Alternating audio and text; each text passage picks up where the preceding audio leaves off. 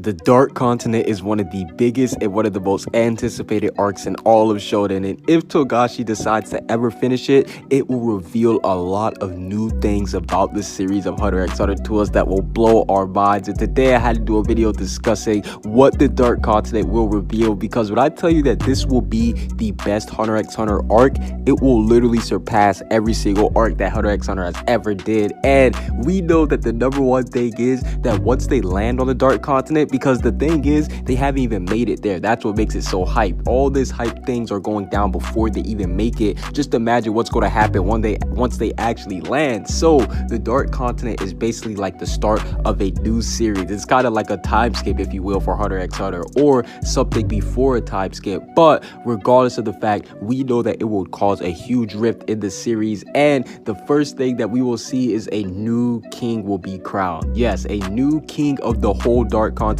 will be crowned, because the reason why they're heading over there in the first place is so that it can be colonized. And after seeing all the prince's abilities, I can say that these guys are definitely top tier level. They are definitely at least Royal Guard plus level. So if one of them becomes the king of that land, just imagine once they actually colonize it, gets it started, man, oh man, it's going to be crazy. And we already have a good list of the princes who will be in line to become the king. Prince number 4, obviously, and to be honest, I'm not going to try to pronounce any other names because you're not going to catch me looking stupid. But no, in all seriousness, Prince number 4, easily, I would put him above Meruem because he is a Nen master. He is a Nen prodigy, and he has one of the most broken abilities in all of Shonen. Like, all I'm gonna say is this man literally is the world on crack. But we do see that Prince number 1, even him, Benjamin, the only name that I can pronounce, Benjamin is looking like someone who can be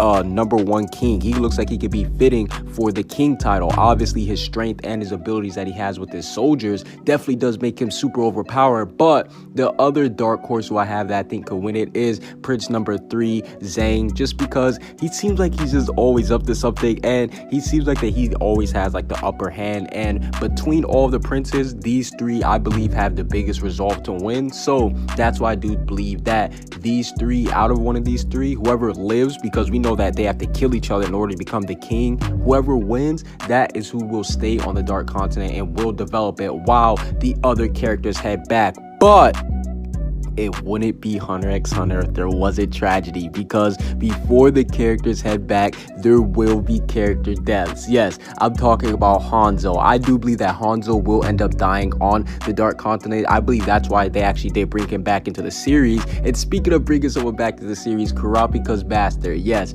I do believe that he will end up being killed off too, just so that Kurapika, even though he's already felt the loss of losing his whole clan, it'll kind of be like him losing someone important that will make him be able to grow and develop his Nen even more. And speaking of that, that's why I can also see Bisky maybe dying, because we know that Kurapika selected her personally too, and Bisky's a very top tier person. And if Gon found out that Bisky was taken away, he would go bonkers. But I think that Bisky, she may actually make it back alive just because she's strong. And last but not least, Hisoka, just because this man already cheated death, I definitely have to say that he might actually die on the Dark Continent, because he has everybody coming for his head. Not just the Phantom Troop, but he has the royal families, the mafia, like everybody literally wants Hisoka dead. And we also know that the Dark Continent, it has a 0.3 survival rate, a 0.03 survival rate. So I'm sure that a lot of our favorite characters, they may end up dying off at the end of the series.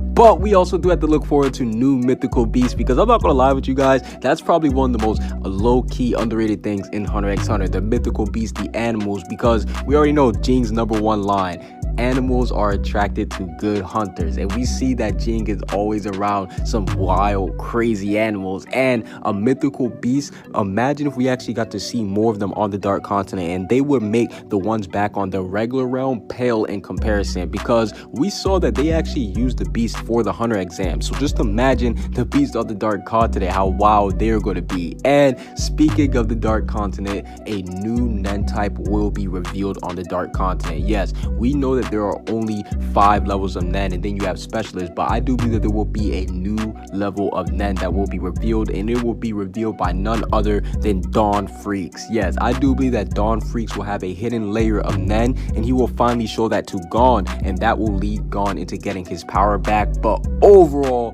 are you guys excited for the Dark Continent to be revealed? And if you guys are, what part of the Dark Continent are you guys excited for the most? I think that I'm definitely excited to see who will win between the Prince Succession arc, because that is definitely shaping out to be one of my favorite things in Hunter x Hunter.